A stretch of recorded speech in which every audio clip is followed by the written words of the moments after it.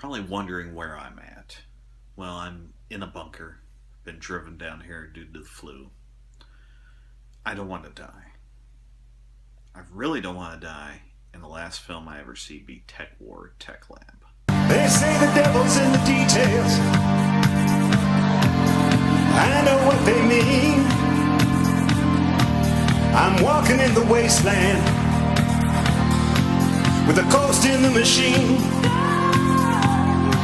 There's a simulated sunset.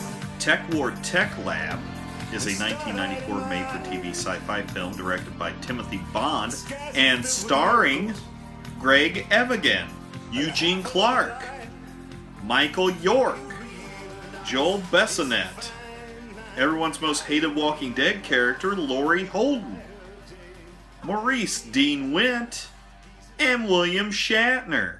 This time we're in a museum where this spinning Excalibur is going to make me puke. Like this movie. I guess they're trying to restore the monarchy or something. If we're to restore the monarchy, all of this, we need public support. It's just the sort of elitism this gala endorses that led to the overthrow of the monarchy in the first place. I hope this fucking movie isn't filled with politics. We get to see our heroes who are apparently tasked with protecting a bunch of old British shit. Suddenly, we're in a third mannequin movie, even though these artifacts are not period correct. They eyeball the crown jewels, but they just want Excalibur and bail. Wait! You cannot possibly sell these treasures. They're too well known. You? Oh, Basil Exposition knows that guy. Gomez gets a warm greeting, and Prince Albert is dead. Well, did you happen to get a good look at any of their faces? No. That is a lie. Oh, it's that robot dude named after that really shitty hairband. This makes me wonder why you would reuse a skin job that had previously killed cops. They get ran off, but we do find out whoever possesses Excalibur is the rightful king. The monarch is dead. Well, not exactly. The monarchist party is running a full slate of candidates in the upcoming election. If they defeated the Roundheads, well, Albert was going to be restored as king. This is really turning into a convoluted political plot, kind of like a movie I saw years ago. The difference? I looked forward to that movie. I really hope Madonna isn't behind one of those masks. Nope, it's Bill Hader. They have an impromptu fencing session using VR. Oh, this is going to be stupid. Boom, Mike! Someone please give me the holy hand grenade of Antioch. This moment in history calls for a swift and stern response, both to the murder of my father and to the theft of the sword Excalibur. I really want to put something on this background.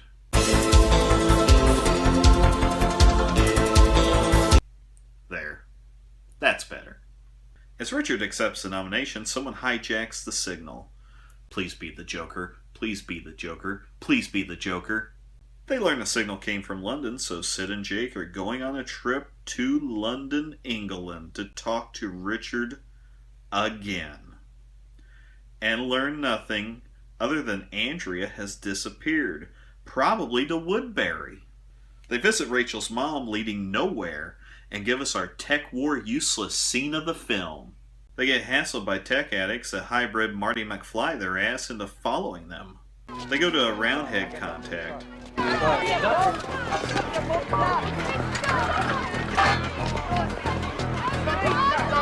Nice cutaway because that guy's not fitting in that hole.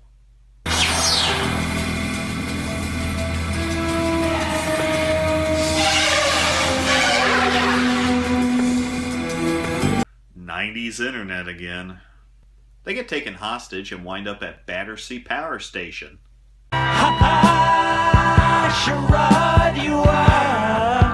We arrive just in time for recess, and Jake takes a lie detector test that's called the Vink. A man is his word. Well, we're a little old-fashioned as well. You see, trust is earned in our world. Don't worry, this won't hurt a bit. As long as you tell the truth. They escape as Bascom lets them know that the monarchists are being financed by the Tech Lords, so they make a move to spy on Richard. They decrypt the signal and check out the gathering.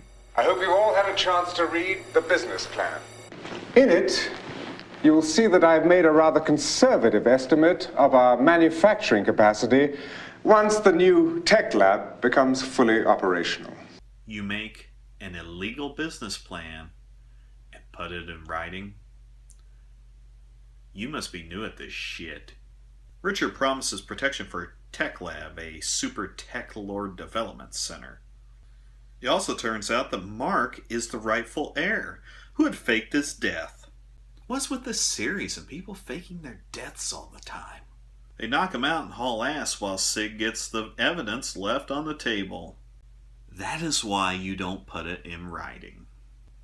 Back at Battersea,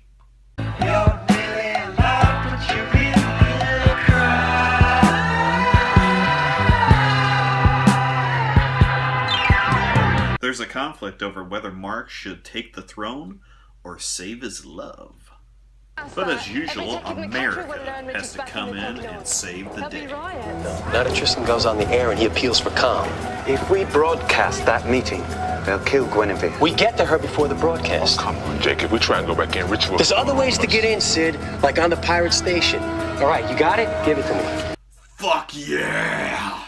Richard goes full Dustin Hoffman here. I'll say that much for him. You would make a ravishing queen.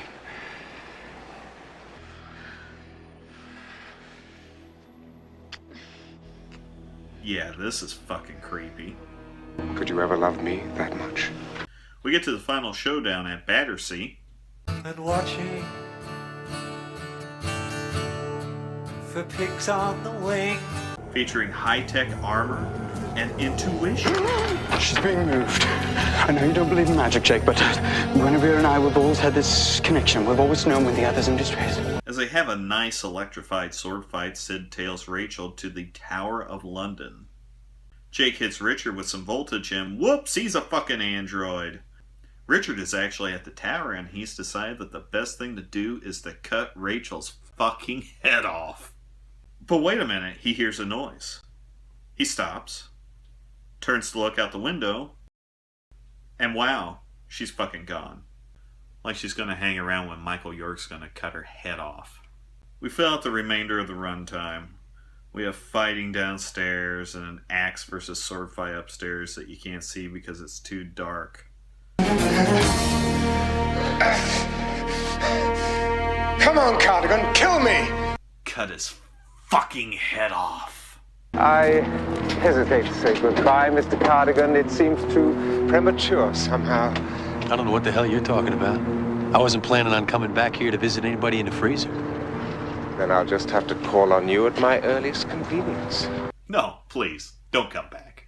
Ugh. At least the previous TekWar films were schlock watches. There's something to watch early on a Sunday morning after waking up in a pool of your own vomit. This one feels like they found out Michael York was available and decided, hey, let's take this one to the UK. Plus, we're introducing... Let me find you a better explanation. Listen, strange women lying in ponds distributing swords is no basis for a system of government. This film is a clunky mess that uses a typical TekWar plot, which in itself is a clunky mess. So it's like having a mess and trying to fix it with another mess. That makes no sense, but I don't care. I will give this series one thing. For being set in 1994, they really called the entire Slim TV thing. Bravo.